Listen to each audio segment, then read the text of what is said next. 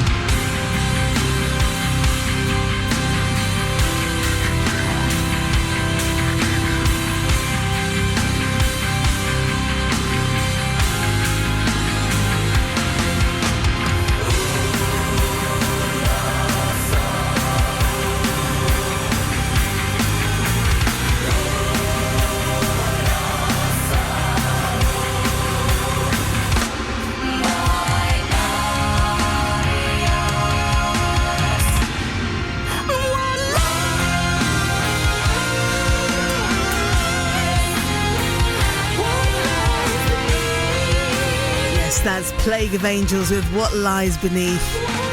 Powerful listen, right? Yeah. In just a few days until the symphonic heavy metal band performs at York Minster alongside organist David Pipe in a unique collaboration. There's been loads of chat around this online, bit of controversy as well when the concert was first announced. A couple of people objected, and at the time I spoke to the Dean of York Minster, the very Reverend Dominic Barrington. I think it will bring in people who don't normally find themselves crossing the threshold of a church. We are doing it because it seems an appropriate and acceptable request from a concert promoter. This is music composed around a pipe organ. There are almost no venues other than churches that are going to be possible for this to be performed in. It needs a church organ. Is this something that all religious buildings, maybe organisations, should be embracing to reach out to more people? Well, I certainly think that attracting people into places of worship, whether it is for services or non-liturgical events, I think that is an important part of mission, because many people find vast, great buildings such as York Minster very imposing. I was chatting with somebody whose dad has lived in Pocklington all his life and has apparently never set foot in the Minster because he doesn't think he can. There are barriers that need to be broken down, and I certainly think that this concert is likely to do that. That does not seem to me to be a bad thing, and it does not seem to me to be incompatible with Christian mission. The Dean of York Minster, the very Reverend Dominic Barrington there. Well, I've also been speaking to Mark Minette, the guitarist with the Plague of Angels that you're listening to right now. I've been finding out what this sellout gig at York Minster means to him. It means the world. It is a huge, huge honour. We are talking about not only one of the UK's most beautiful and respected cathedrals, one of the world's most respected cathedrals, and to be the first metal band that has ever played a Grade 1 listed cathedral, and I believe what's referred to as a scheduled monument, is a huge honour. So it means the world to us. It's not just a gig, though. It's a real cultural event. It's a real bringing together of different age groups. It's going to be really cross-generational. The age range will be from 8 to 88 and beyond. And so it's really important. It's an incredible honour, as I say. Is this an unusual venue for you, Mark? It most certainly is. I've had the pleasure of playing at St Paul's Church in Huddersfield at Huddersfield University, but not actually had ever the pleasure of playing in a cathedral. And my dad took me to Liverpool Cathedral when I was 8 years old to hear an organ recital, and it was quite a moment. It was quite transformational, because I will never forget the impact of Toccata and Fugue being blasted at war volume at the age of 8, and it was an incredibly formative moment for me. And so I started playing guitar, a number of years later when I was 12, and then later in life to bring these two incredible instruments together, guitar and pipe organ, is absolutely phenomenal. And as people who attend the Two Worlds Collide gig on Friday will hear and witness, they're much more natural bedfellows than people sometimes think. Pipe organs and metal actually go together incredibly well. So how does heavy metal and the pipe organ complement each other? Well, we could go very geeky about this, and we could talk about something called resultant tones. And one of the most natural instruments in the world that generates resultant tones is the pipe organ. And if you think about loud guitars and metal music, if you listen to metal music very, very quiet, if you were to put your speakers or laptop speakers, whatever they may be, headphones, very, very quiet, it still sounds loud. And the reason it sounds loud is that it's to do with the experience of being human. And from a very young age, we associate distortion with loudness and emotion. But as we get older, we learn to love distortion, and it's all over dance music and French house music and hip hop and drill and you name it, and particularly metal music. It's the fundamental quality of metal music without which most people don't consider it metal music. But the fundamental quality is distorted guitars. And as I've mentioned, pipe organs create these resultant tones. And if you listen to pipe organ music, particularly when it's played with all the stops out and you listen to it very quietly, it still sounds incredibly loud. So that's really why they work together. Goodness. Somebody once said that metal music is the second most glorious music in the world after classical. And I think there's some truth in that. But when you get metal music combined with pipe organ music, it's something very, very special indeed. Now, you say that. There are some people who disagree, and there have been some controversies around a couple of the members of Plague of Angels. Could you explain that? Yeah, absolutely. Firstly, it's a very, very loose connection, a very tenuous link. Two of the members of the band were in a previous band that 30 years ago had a controversial T-shirt. The members of those members of the band of Plague of Angels never wore the T-shirt, never got any money from the T-shirt, and it was released 30 years ago. So it's a very, very tenuous link. It's got nothing to do with Plague of Angels, and importantly, it's got absolutely nothing to do with the content of this Friday's performance. We understand there's only been a handful of complaints, and they completely missed the point. The point that they missed is that this gig is about unity. It's not about division.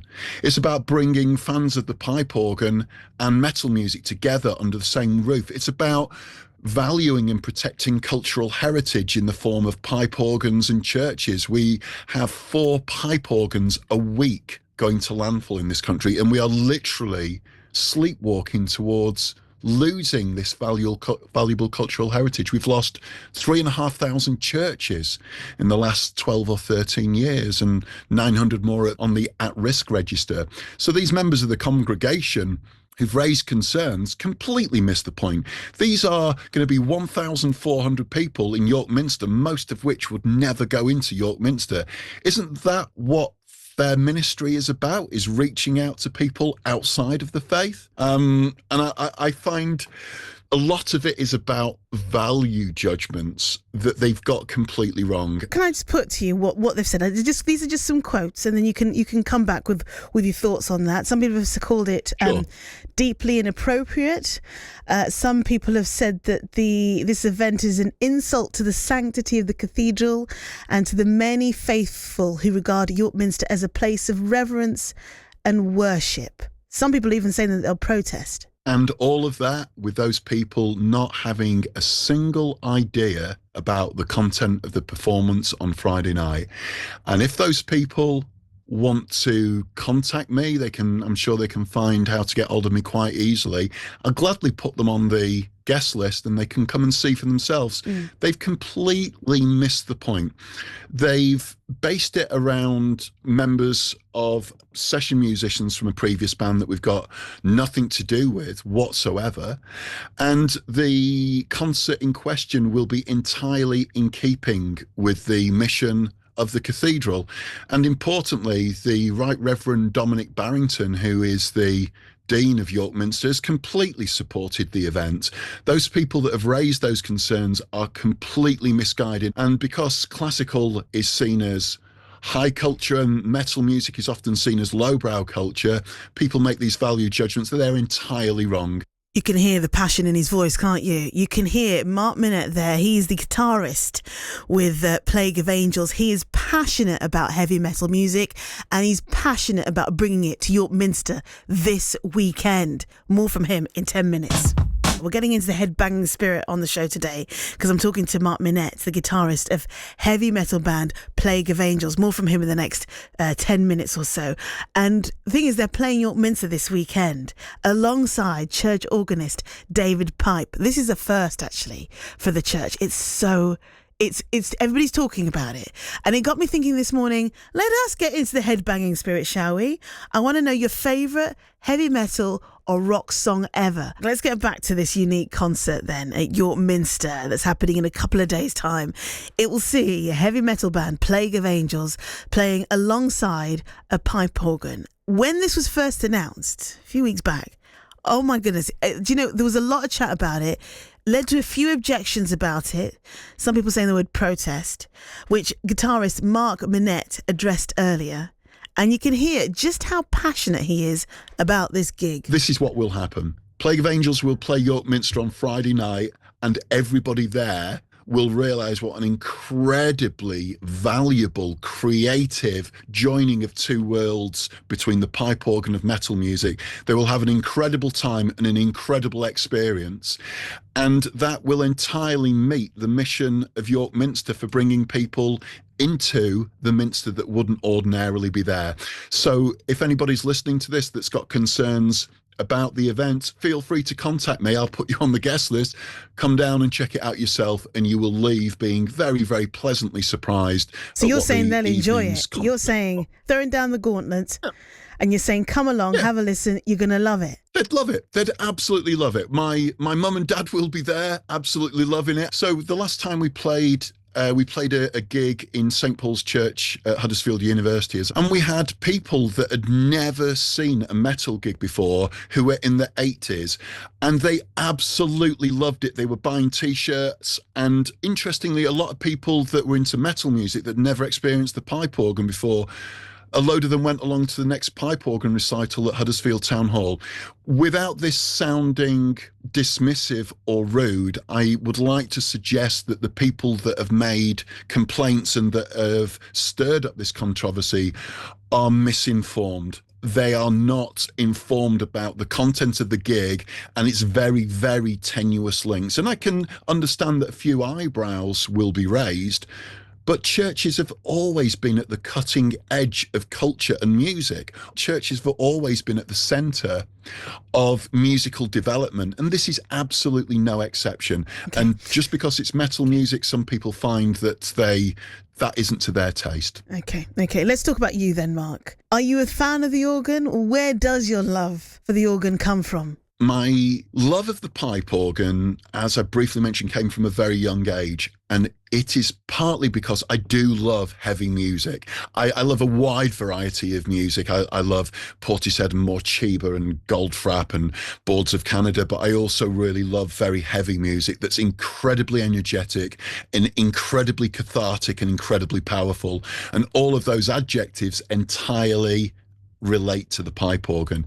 It's incredibly powerful.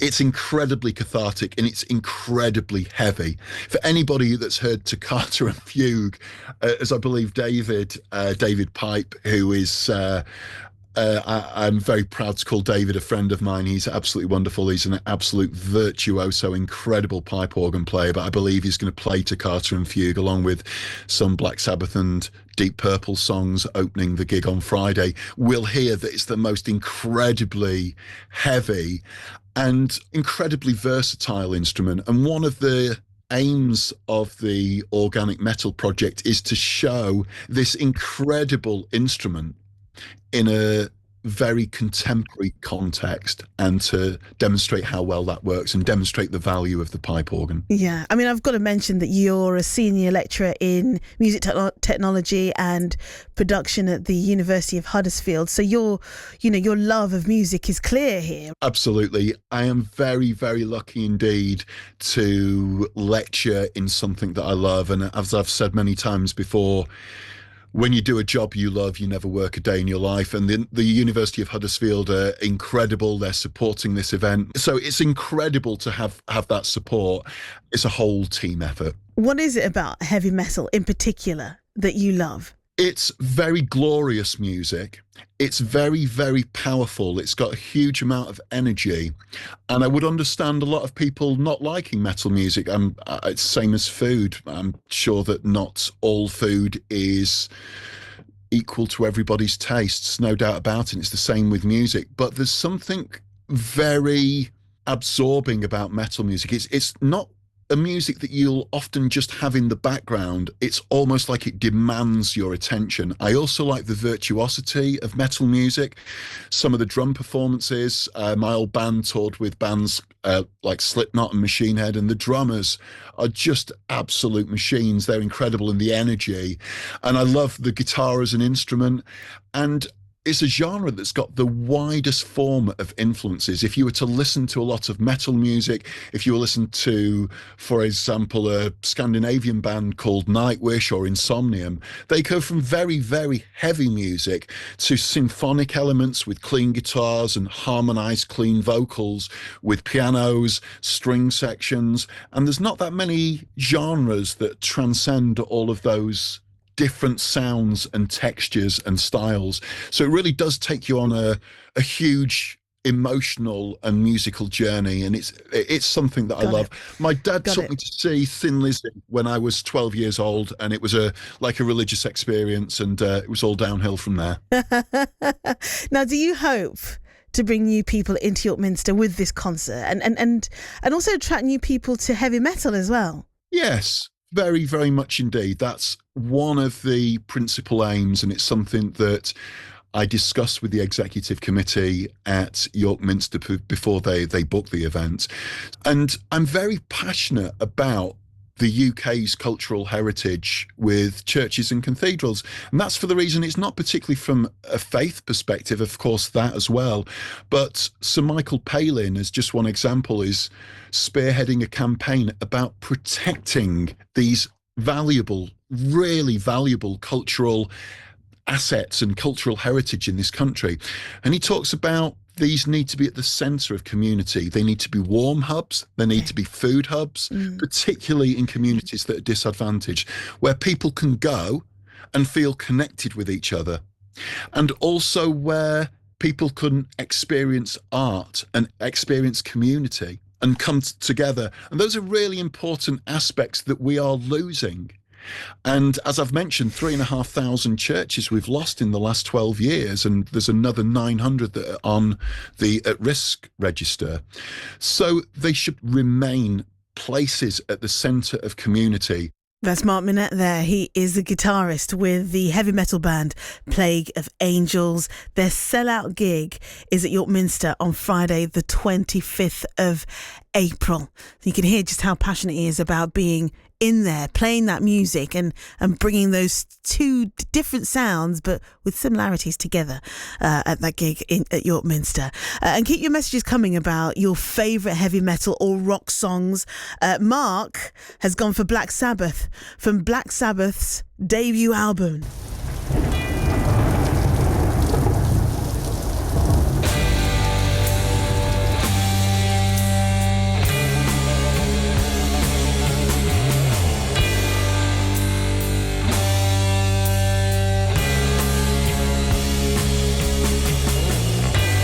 Mark says that it's widely considered to be the first heavy metal song ever written, and is based on part of Holst's Planet Suite. He says it's still as timeless today as it was when it was written.